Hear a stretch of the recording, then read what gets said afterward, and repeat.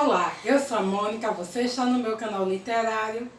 O próximo livro, ou melhor, desde já peço, se você não é inscrito, clique no botãozinho para se inscrever, ative também as notificações, assim, todas as vezes que lançar um vídeo novo você saberá. Curta esse vídeo, comente também, deixa um recadinho aqui para mim. Se você gostar tanto assim desse conteúdo e quiser me ajudar no engajamento, compartilhe no Zap com uma pessoa amiga, aquela pessoa que você sabe que gosta de livro, de literatura e de programas culturais. Através dessa tua ajuda, através desse engajamento, meu canal irá crescer. Se você não me segue no Insta, segue lá, @mmonica_carneiro, assim mesmo, com 2 M's, com 2 C's. Entre outras coisas de minha rotina, eu falo sobre livros. Vou deixar na descrição do vídeo meu Scooby, caso você queira me seguir nessa rede literária. Deixarei também uma wishlist com os livros desejados da Amazon. Caso você queira me enviar um livro ou qualquer outro mimo de presente. E finalmente eu deixo a recomendação. Se você for adquirir algum livro ou qualquer outro produto pela Amazon, utilize o link de algum canal associado.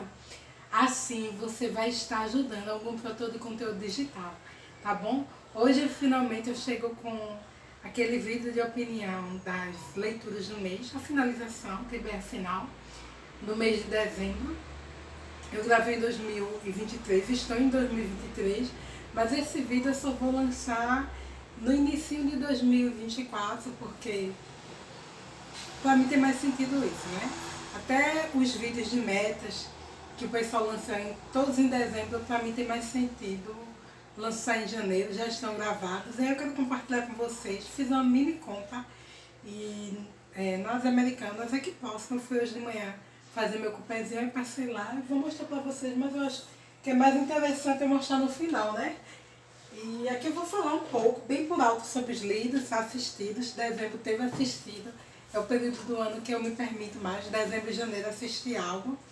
Então deixa eu colocar aqui as comprinhas e no final eu mostro pra vocês. Aí eu não passei nada da meta. É difícil acontecer isso, em geral eu sempre leio uma ou outra coisa a mais. Mas foram livros que me exigiram mais tempo, letra miúda, clássico. Livro que eu tinha que ler com maior cuidado. Então só cumpri minha meta mesmo, estou muito feliz, realizada. Já gravei aquele vídeo também de final, de finalização de ano, quando a gente fala sobre todos os livros que a gente leu, quantitativo, a gente diz quais foram os prediletos. Eu sempre faço essa divisão geral por gênero, gravei e vai sair também lá em 2024, mas hoje mesmo nesse vídeo eu vou dizer quantos livros eu li esse ano e não vou deixar segredo para o próximo ano não, e aí no final eu falo para vocês, tá bom? Aí eu vou falar das leituras da última para a primeira, vou inverter a ordem, não tem nada, nenhum grande mistério. Primeiro que eu quero falar para vocês é esse aqui, Um Conto de Duas Cidades, Dix é aquele autor que eu costumo dizer que é um autor de fórmula certa, ele tem histórias que traz uma reflexão no social, e eu sei que na época ele escreveu isso muito porque agradava o público, muito com sentido mercantil, mas são livros, histórias tocantes, personagens cativantes, e em geral sempre vai ter uma crítica social da época.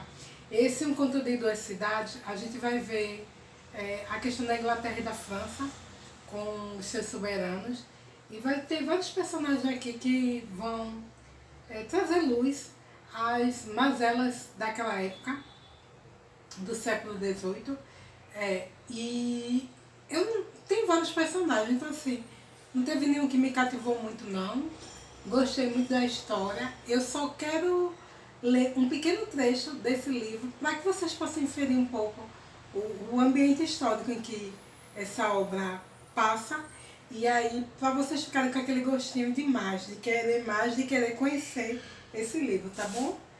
Deixa eu tirar o óculos é para longe, para perto eu separo um pouquinho. E diz assim, é bem no início da obra, o período.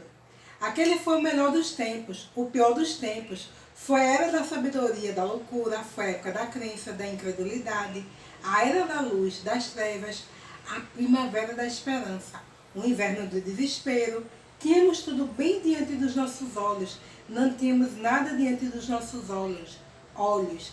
Iríamos todos para o paraíso, todos na direção contrária. Enfim, aquela foi uma época tão semelhante à atual, que algumas das autoridades mais ruidosas insistiam para que lhes desse mais boas ou mais vindas, que não fosse ignorada no grau superlativo de comparação. E aí continua. Ocupava o trono da Inglaterra um rei de mandíbula grande e uma rainha de rosto inexpressivo. Ocupava o trono da França um rei de mandíbula grande e uma rainha de rosto bonito. Em ambos os países, a infinitude da reserva de paixões e peixes dos lordes de Estado, bem como dos bens em geral, era mais clara que cristal. Aí ele continua e dá uma referência aqui, era o ano do Nosso Senhor, 1675, o século XVIII, né? E aquele ambienta a questão mesmo dos soberanos que ocupavam a terra, fala sobre esse iluminismo, fala sobre essa questão de que não era tão iluminista assim, porque apesar de ter essa proposta, foi também um período de muita crendice e pouca ciência, mesmo que tivesse de alguma maneira um avanço. Então eu super recomendo essa dica. Eu acho que qualquer livro do autor é muito bom e esse eu gostei muito e não fica em nada a desejar aos outros, tá bom? Aí a segunda leitura que eu quero falar é esse aqui, não sei se pronuncio certo, Forward ou Vard. É um livro de contos de ficção científica. Esse aqui é a capa comercial dele, o livro é do antigo Clube Intrínseco e aqui são vários contos de ficção científica. Teve Viagem no Tempo, tem a questão do androide, manipulação da vida, biotecnologia, biociência, a perspectiva, óbvio, né, desse avanço da ciência com experimentos e talvez com o uso de células-troncos, várias histórias. Duas me pegaram mais, Sammy Frost, que eu vou ler um trecho para vocês, inserindo um pouquinho, e a outra foi Rondonizando. Deixa eu ler esse trechinho de Sammy Frost, e aí eu vou falar só um pouquinho por alto sobre esse outro conto. E aí falar um pouco sobre essa perspectiva que eu tive ao ler essas histórias. Achei que foram histórias muito diferentes, com a densidade maior, eu acho que de fato, aquela ficção científica contemporânea que exige de nós, leitores, um pensar maior. E diz assim: fiz uma coisa que achei moralmente questionável, escrevi uma mentira no código de Marx, mas tive que fazer isso. Minha suspeita é de que Marx avançou até um nível sobre-humano de reconhecimento textual, verbal e facial, transformando-se em termos práticos num detetor de mentiras ambulante. Isso implica que eu não poderia dizer a Elu essa mentira pessoalmente. Marx precisaria ter essa mentira programada de forma clandestina no nível mais profundo de seu código base para poder acreditar nela. Essa história, assim, ela tem vários elementos significativos. E essa coisa da implantação de uma memória, de uma falsa memória, de informação, e de uma informação que ela passa por camadas, sabe? Não é uma informação que você inseria no indivíduo, num droide, num robô ou num droide, androide, de uma forma direta. Seria outras camadas, seria algo mais por trás de uma primeira memória. Eu achei fantástico. Exigiu um pouco de mim pensar a respeito. Eu acho que todas as histórias, né? Eu gostaria de poder ler mais ficção assim, ficção científica contemporânea, porque eu acho que elas não são tão óbvias e elas vão muito para aquela coisa da viagem no tempo e exige um pouquinho mais, né? Porque não é contado de uma forma tão linear a narrativa.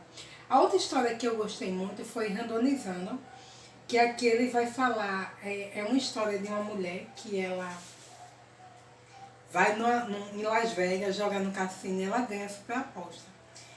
E ela é uma mulher super inteligente e ela consegue fraudar lá, manipular o resultado e ela é descoberta. Ela é casada com um analista do sistema que implantou essa informação. E aí, para não ser presa, ela conversa lá com o gerente do cassino e se coloca como uma futura funcionária e que poderia ajudá-lo a proteger o próprio sistema dele de outras fraudes e que no futuro os outros cassinos teriam esse problema e ela não. Aquele cassino especificamente não. É uma história bem humorada, bem brincalhona. E eu vou ler só um trechinho, só para vocês conhecerem um pouquinho. E é uma história que tem aquela perspectiva do conhecimento da física quântica, tá bom? E diz assim: as regras que governam o universo na escala micro não são nada do que nós esperamos. Basta dizer que dois quebates podem ser relacionados de tal modo que você randomizar, ou melhor falando, um deles, o outro irá assumir o mesmo valor. Depois que os dois são interligados dessa forma, ficam entrelaçados e não importa quanto tempo demore até você utilizá-los ou a que distância estão e o quanto estejam desconectados um do outro. Assim que se entrelaçam, existe a garantia de que agirão da mesma forma quando forem randomizados. Super gostosinha essa história. Super recomendo. Se você tiver esse livro na estante, leia, porque vale de fato todo o furor que essa obra causou. Aí a terceira história que eu quero compartilhar em Mulherzinhas, eu tinha curiosidade em conhecer Mulherzinhas, porque eu já conheci as adaptações de 91, 93 e a de 2019. Fica a dica que essa adaptação de 91, 93 foi a que eu mais gostei. Ela se passa mais na primeira parte do livro, mas tem elementos do início e do final. E a de 2019, mais recente, ela tem um enfoque maior na segunda parte, mas tem elementos da primeira e da segunda parte. E para a telona só funcionaria de fato se fosse assim, acredito eu. Aqui você vai ver a história da Meg, da Jo, da Amy e da Betty, que são 4 irmãs, que tem um pai que foi à guerra e elas têm uma mãe que por vezes se ausenta da casa para ir ao encontro do auxílio às frentes de saúde, porque o pai está na guerra, né, com seu marido. E a gente vai ver 4 personagens muito peculiares, né? Meg, aquela típica menina que quando cresce se torna uma típica dona de casa, que tem os enfrentamentos de ser esposa, mãe e gerenciar a casa. A Jo, que tem uma natureza mais destemida e muito independente, uma mulher muito forte. A Amy, que é super mimada, é a caçula, e ela tem sonhos de grandeza, se transforma numa grande artista. E a Betty, que é mais quieta, mais introspectiva, aquela que está presa ao lar e não quer uma vida de muita afobação. A narrativa, para quem não conhece, fica a dica, conhecer. Não apenas de assistir, porque eu acho que ao assistir é bom, as adaptações são ótimas, mas aqui na leitura do texto integral, vocês vão se deparar com muitas outras coisas que a tela não consegue transparecer. Esse livro é obra completa e essa história, ela começou com Mulherzinhas, fez muito sucesso na época, e no pós-fácil, a Dunas, ela comenta o porquê de uma segunda parte, que se chama Duas Esposas, porque foi um anseio da época, da sociedade da época, que queria conhecer o que ia se passar com essas meninas depois de casadas, né? É interessante essa segunda parte porque, inicialmente, e até para quem assiste o filme, pensa que o pai era só militar, mas ele tem outra carreira. Não vou falar para não dar spoiler, mas na leitura da segunda parte da obra, vocês vão entender o porquê. Tem um evento morte de uma das meninas, eu acho que todo mundo sabe, né, que a Betty parte, mas isso não é logo de imediato, e na obra, pelo menos para a telona, é logo assim, de imediato, algumas coisas acontecem. Por exemplo, quando ela ganha adoece e depois ela ganha um piano, e na verdade no livro é diferente. Ela primeiro ganha aquele presentão e depois ela adoece e sucumbe no decorrer da história ao evento morte. Mas tem histórias muito boas. Achei um pouco carola em alguns aspectos, quando tratam a Meg, aquela coisa de ser uma super esposa, sabe? É a perspectiva da época, da sociedade da época, né? Mas é interessante.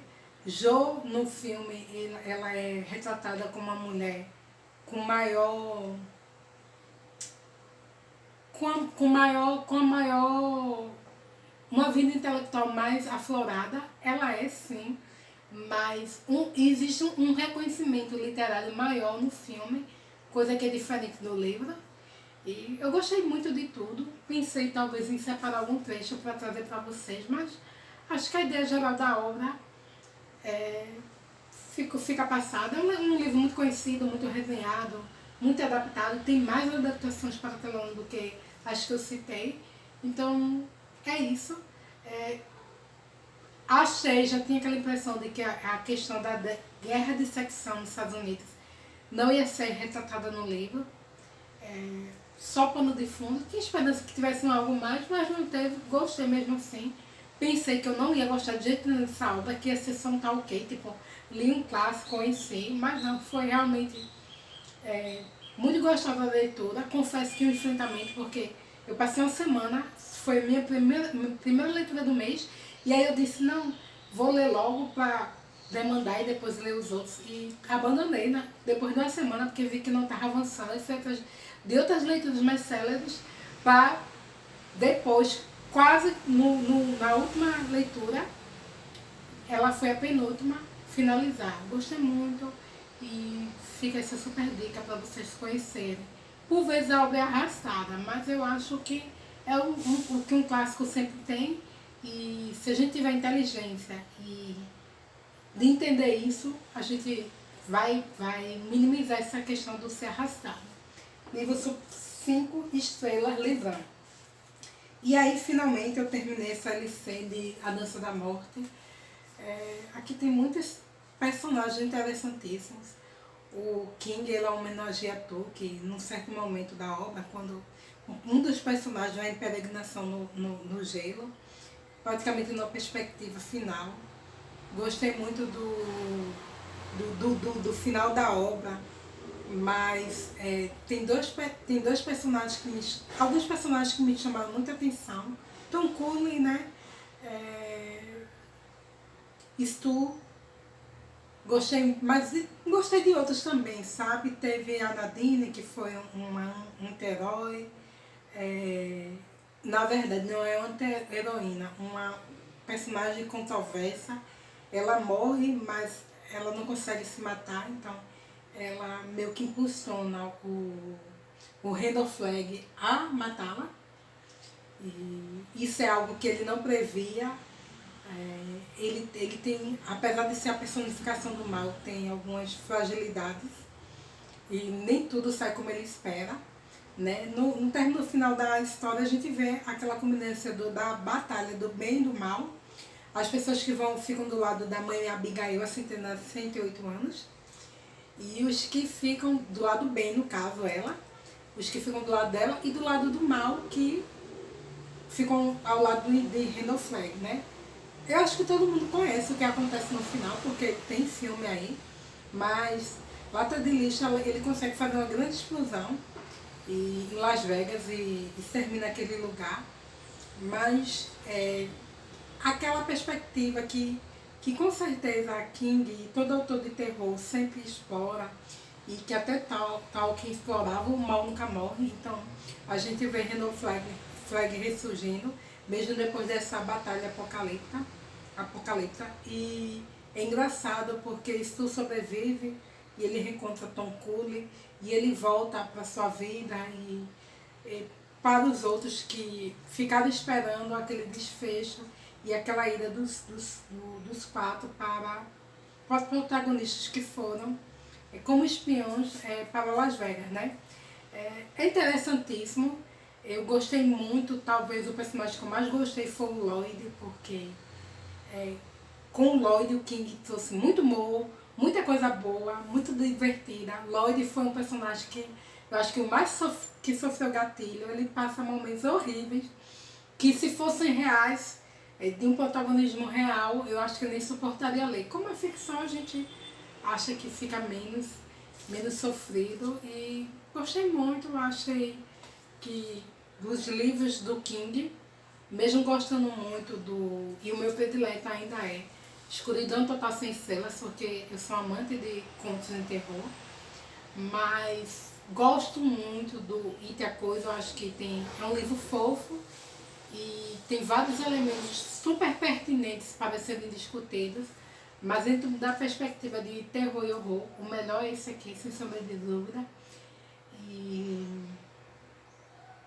é realmente aquela expressão que eu gosto de dizer, que eu sempre digo, que não é só um terror, horror Lovecraftiano, fantasioso, não. Aqui King, ele tem sim esse, mas é aquele terror, horror, quando eu digo que é a mazela, é o homem. São as relações humanas, a sua ação em sociedade, as suas escolhas, as suas atitudes e posturas. O verdadeiro terror e horror de King está nessas práticas diárias, muito mais do que um terror fantasioso. Então, super recomendo. Fiquei com muita vontade de conhecer a Torre Negra, mesmo que compre devagarinho, compre em sebo.